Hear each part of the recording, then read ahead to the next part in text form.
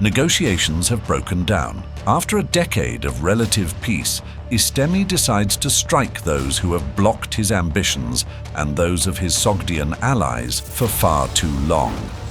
Over a period of 20 years, the Turks and Persians are going to war, battling for control of the western Silk Roads in Sogdia and Bactria. Meanwhile, the Turks even confront the Byzantines, their allies, who have given refuge to the Avars, a tribal people that are by now being ruled by the Rouran, the Göktürks' former masters. In retaliation, the Turks Oghuric allies besiege the Crimean peninsula. Simultaneously in the Far East, events regarding the succession of Taspar disrupt the very core of the Göktürk Khaganat, as four ambitious princes are vying for power in Ötüken. This internal strife opens the way to a decades-long civil war. To make matters worse, the Sui dynasty managed to unify China for the first time in 400 years and decides to challenge the Turks' influence along the Yellow River. The Ashina dynasty is confronted by hostility on all sides. They have no alternative but to fight, both against their enemies and their own flesh and blood.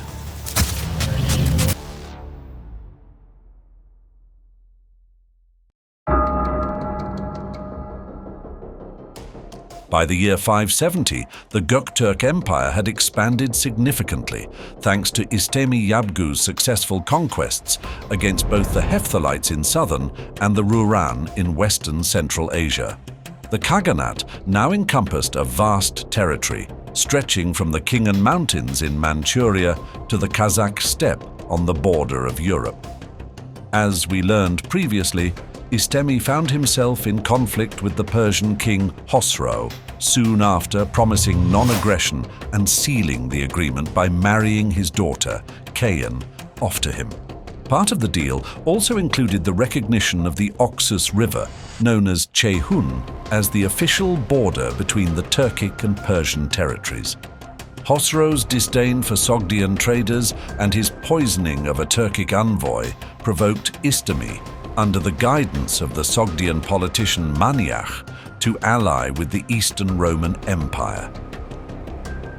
This bond between Istemi and the Roman Emperor Justin II, bolstered by economic gains for the Sogdians, led to the Turkic invasion of Persian territories in the year 571. Concurrently, uprisings against Persian rule occurred in Iberia and Armenia, while Roman and Persian forces clashed in Yemen. As Constantinople and Ctesiphon were busy battling for control of these vital trade centers, Istemi seized the opportunity amidst this turmoil and launched a punitive cavalry attack in response to the killing of his diplomats, reaching as far as Merv. The Turkic army was eventually repelled by Persian forces, but had laid waste to everything south of the Oxus River. By this time, the Göktürk army had been assisted by the Hephthalites. While the once great empire of these Huna people had been destroyed precisely by the Turks and Persians, its remnants found refuge in the highlands of Bactria, Afghanistan. Their center was at Balkh. There they again came under attack by Khosrow. In an attempt to stop the Persians from advancing further and annexing the entire region, Istemi sent an offer to the newly crowned king of the Hephthalites, named Faganish. Ruling over the Chaganian principality, Faganish and his warriors would become vassals of the Göktürk Khaganat, forced to assist Istemi in his wars. In turn, they would come under political Göktürk protection. An attack on the Huns would count as an attack on the Turks. Faganish accepted, and he and his relatives were even allowed to retain lower Hunnic royal titles. Istemi thus integrated Hunnic warriors into his army, and with the conquest of Sogdia, simultaneously wrested a strategically important source of power from the Persians. Later, as an extension of the first deal, Istemi ceded control over the Chaganian principality to Khosrow. But in the following decades, the Turks would conquer Bactria and fully annex Hunnic territory anyway. So, although the Persians managed to repel his invading force in 571, they refrained from counterattacks and instead openly paid tribute to Istemi, not surrendering, but trying to refrain him from further attacks on Persian cities. This series of events opened the way for a massive influx of Turkic warriors, nobles, and merchants into Sogdian cities. Henceforth, Turkic hegemony in Central Asia was secured.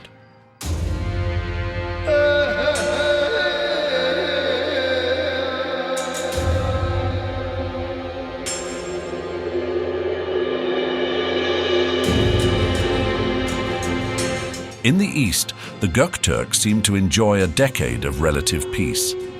After conquering the Turkic Kyrgyz near Lake Baikal and the Mongolic Khitan around the Khagan Mountains, Mukan, the son of Bumin Khagan, renewed the alliance with the northern Chu Empire.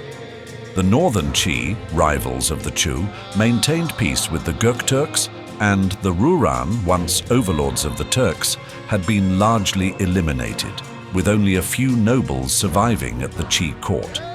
Furthermore, the climatic conditions had massively improved compared to the pre-Göktürk era.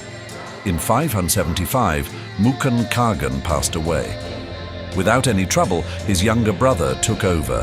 Taspar, Bumin's youngest and last surviving son, now ruled over the largest state in the world. The stars were truly aligned for him and his Ashina dynasty, and for the inhabitants of the Göktürk Khaganat. Because for the first time in nearly 2 decades, the Eastern Eurasian steppe enjoyed political stability, economic prosperity, and cultural unity. The Göktürks did keep multicultural dynamics alive nonetheless. As many Turks had settled in Sogdian cities, so did many Sogdian merchants travel to Northeast Asia and the Orkhon Valley to settle permanently and establish trade hubs. During this era, it is said, the Sogdians took over parts of the Turkic administration. The first known inscription made in the Göktürk Empire, dedicated to Taspar's rule, is located in front of the Zayin Gegin monastery, built in 1631. This Bugut inscription contains the history of Mukan's passing and the transition of power to Taspar. Interestingly, it contains texts written exclusively in the ancient Sogdian alphabet and in the Brahmi script, possibly a version that the Rouran had been using. This led some scholars to believe the Göktürks would not have used the Old Turkic script yet.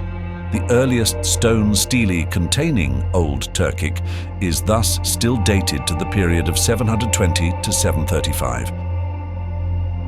However, the discovery of an inscription written in Old Turkic, found in Syria and dedicated to a Hunnic general some 200 years earlier, suggests that the Old Turkic script was undoubtedly in use by the time of the Göktürks. The very late discovery of a tomb dedicated to the Göktürk ruler Ilturish Khagan and dated to the year 692 indicated that there might be many more inscriptions of Göktürk origin that might one day finally prove the existence and use of Old Turkic during the First Göktürk Empire too. Until then, we can only speculate in this regard. Under Taspar Khagan's rule, the Göktürk Khaganat, covering over 7 million square kilometers, became the largest Turkic state ever formed, even larger than the Ottoman Empire in the 17th century. But the empire had not reached its apex yet. As Taspar's rule began in Ötüken, the capital of his empire, the Ashina dynasty, began to notice some substantial economic and cultural changes. Sogdian merchants and bureaucrats had permanently settled in Mongolia, and there was a notable influx of Indo-Aryan and Korean officials within the Göktürk territories. Similarly, as thousands of Turks resided in Chang'an, a major Chinese capital, many Chinese began living among the Turkic tribes in Mongolia. As the Khaganate became attractive to a variety of peoples, it became a target of cultural influence from outside. The most prominent example is the introduction of Buddhism to the Turkic peoples. Previously, all Turks from Manchuria to Europe had been followers of Tengri, the almighty sky god, and Ume, mother and protector of the earth. But Tengrism was a syncretic and non-dogmatic religion. It allowed the coexistence of elements from other faiths, at least among Turkic societies. As tensions with the Chinese Qi Empire eased and the alliance with the Zhou Empire remained strong, Taspar became interested in Buddhism, a religion originating from northern India, with focus on personal spiritual development and the attainment of a deep insight into the true nature of life. In a way, Buddhism and Tengrism were neither diametral to each other, nor did any of the dogmas of Buddhism contradict Tengrist beliefs. This, coupled with the arrival of many refugees from the Qi Empire, opened the way for Taspar's conversion from Tengrism to Buddhism, courtesy of the Chinese monk Huilin. For the first time in history, a ruler undoubtedly of Turkic origin became Buddhist. As the Tarim Basin also included Buddhist subjects like the Kingdom of Khotan, Taspar thought of building Buddhist pagodas in anticipation of the Göktürk Empire becoming majority Buddhist. In the end, he only built one pagoda because, according to all sources available, no other Ashina Turk converted to this religion, nor did any of the Göktürk subject Turkic tribes. They remained loyal to Tengrism. Their reasoning would become clear much, much later. During Taspar Khagan's reign, China was not unified, but consisted of several distinct empires. Among these, three major ones dominated what is known as China proper. The Zhou and Qi empires, both enclosed between the Yangtze River in the south and the Yellow River in the north, were ruled by families descended from the Tuoba dynasty.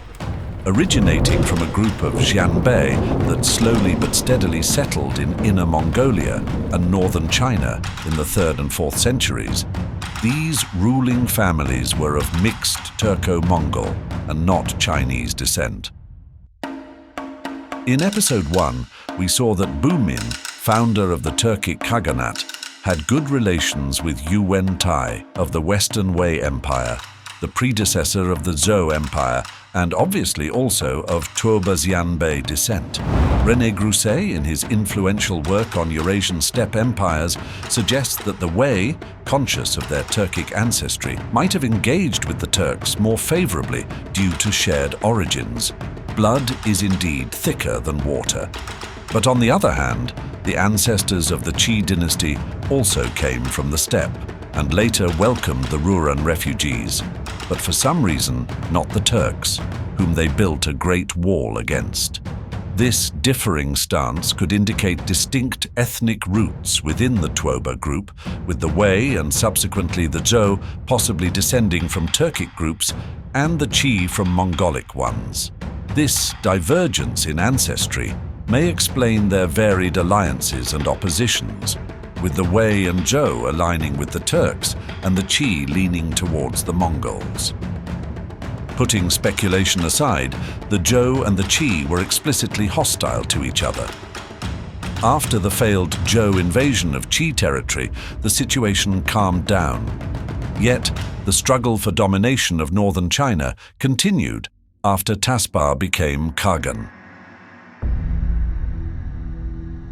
The ruler of the Zhou Empire was Emperor Wu, the man who married Mukan's daughter, which we know as Empress Ashina. His actual Xianbei name was Miluotu. What you see on your screen right now is an official painting showing him with two advisors. Indeed, he looks quite aging. The painting was made by Yan Liben, an architect and politician of the 7th century Tang dynasty. Keep in mind that Miluotu later died at the age of 35, and at this point in time was only 31 years old. Therefore, the following image, assisted by modern AI technology and courtesy of Khan's den, might be a more suitable depiction of the emperor. In any case, he slowly built up a large and sophisticated army. In the winter of 576, he launched an offensive against the Qi Empire, targeting the Linfen province. The Zhou forces swiftly captured the city. The Qi Emperor Wei mobilized a large army, prompting Miluotu to withdraw strategically. As the Qi besieged Pingyang, almost seizing it, Wei was misled by his empress to believe that a large Zhou army would counterattack. This prompted Wei to disengage from the siege. The Zhou forces indeed returned, taking Linfen without resistance. Qi Emperor Wei panicked even more, as he could not reorganize his army. He left for the Qi capital Yecheng and left his cousins to defend the villages. They failed and were defeated. Miluotu personally charged an attack on Yecheng and conquered the city in the summer of 577. The Qi Empire came under complete Zhou control. With the ambition to unite northern China, Miluotu, as Emperor Wu, managed to annihilate his rivals and anger the Turks in the process. Up until that point, Taspar had honored his family's long-standing alliance with the Zhou while refraining from any attacks on the Qi. In Chinese chronicles, he is quoted as saying that his two sons in the south, meaning the Zhou and Qi emperors, should stop fighting and live in peace. Obviously, he saw himself as the major ruler in the region, perhaps even in all of Eurasia. Indeed, both Chinese empires paid him regular tribute. Taspar was undoubtedly the mightiest ruler of his time. But as the Qi Empire was dissolved, many Qi refugees fled to the steppe, among them the aforementioned monk Huilin and a certain Shaoyi, son of the Gao family, the ruling Qi dynasty.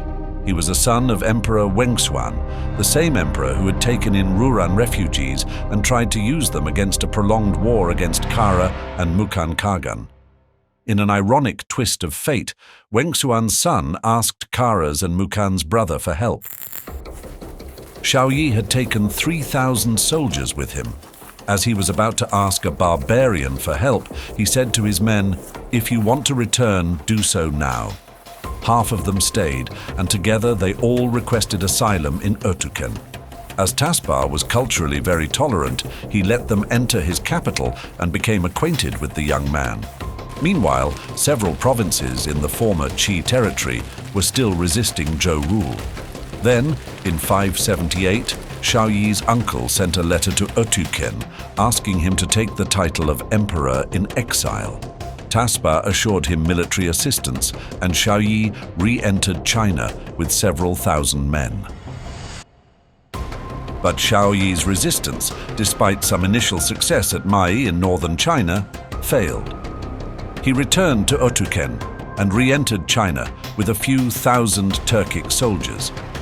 We can assume that Turkic generals had now joined his army too. Once again, the Zhou forces repelled him. This time, Taspar had made his intentions clear. His direct intervention in this inner Chinese conflict prompted Miluotu to attack the Turks along the northwestern border. Meanwhile, Shaoyi returned to Ötüken once again, asking for even more Turkic soldiers. At the same time, Miluotu sent an envoy to Taspar and asked for peace. In return, the Göktürk would receive a daughter of the Zhou dynasty for marriage.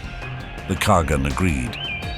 After privately inviting Shaoyi to a hunting session in the forest of Ötüken, Taspar initiated a ruse and had him captured and returned to Miluotu in Chang'an. From there, Shaoyi was sent into exile into faraway Chinese lands. In a letter to his wife, who had found refuge among the Göktürks, Shaoyi complained about having been betrayed by a barbarian. Indeed, this conflict had left a stain on Taspar's legacy. His pragmatic approach to siding with whichever Chinese state seemed stronger at the time, and then switching allegiances when those allies showed weakness, ultimately stained his historical reputation. However, now a period of relative peace began, and that's all that mattered to him. Then, just 1 year later, Taspar died. Of illness, the sources claim. The last of Bumin's sons, and the last of the second generation of Khagans passed away. Now, the stage was set for a new generation of ambitious young Turks to ascend to power. These young men and women were just as diligent as their parents, if not more. But before his death, Taspar made one fatal mistake that would not only spark a succession crisis, it led to a civil war that lasted 22 years. As is tradition among the Turkic peoples of the steppe, all noblemen and women returned to Ötüken to take part in the Toy, the National Assembly of the Turkic peoples. Here, several thousand high-ranking members of the Ashina dynasty and its subclans were about to vote on the successor to Taspar. This assembly typically followed a clear succession law. Historically, after the death of Bumin, his eldest son Kara, followed by his brother Mukan, and then Mukan's younger brother Taspar, assumed leadership. However, with the passing of the entire second-generation lineage, Taspar's own son, Amrak, was expected to ascend the throne.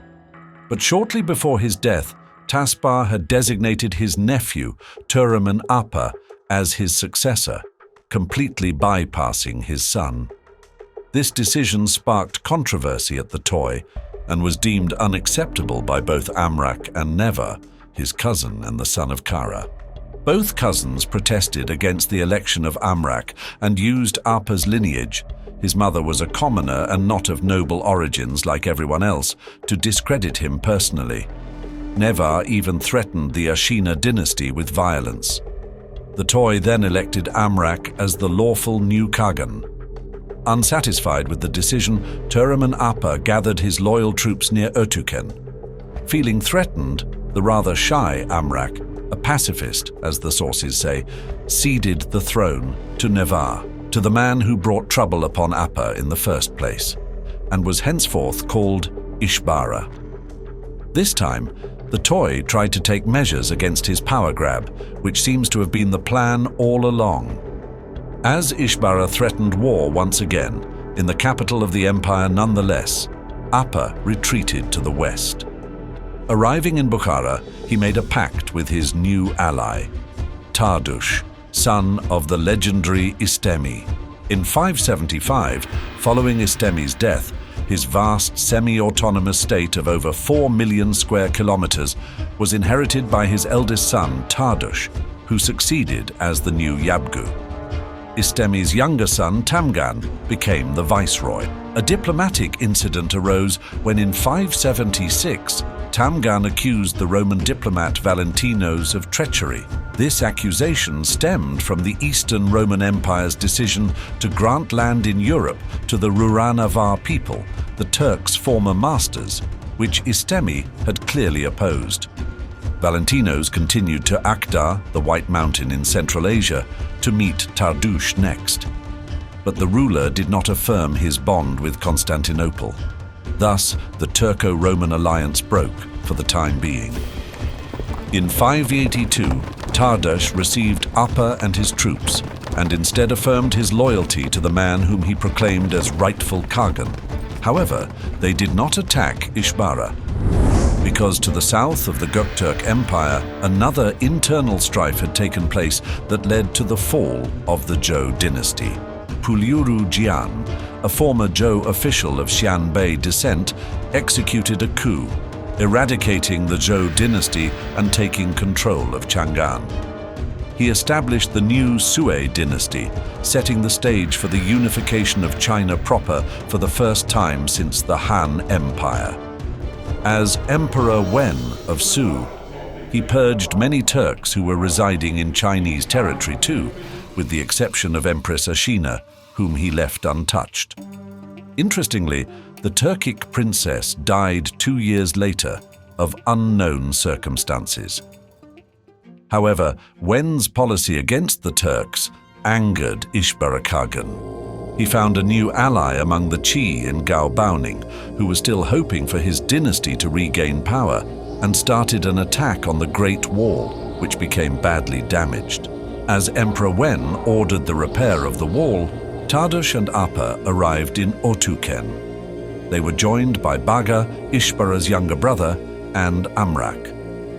All 5 Ashina princes gathered their troops, and setting aside all differences, they embarked on a military campaign against the Zhou dynasty. This was not another pillaging action by the Göktürks. The border skirmishes in 582 were only the prelude for a full-scale, massive invasion of China. In this war, either the Chinese Empire would crumble or the Göktürk Empire.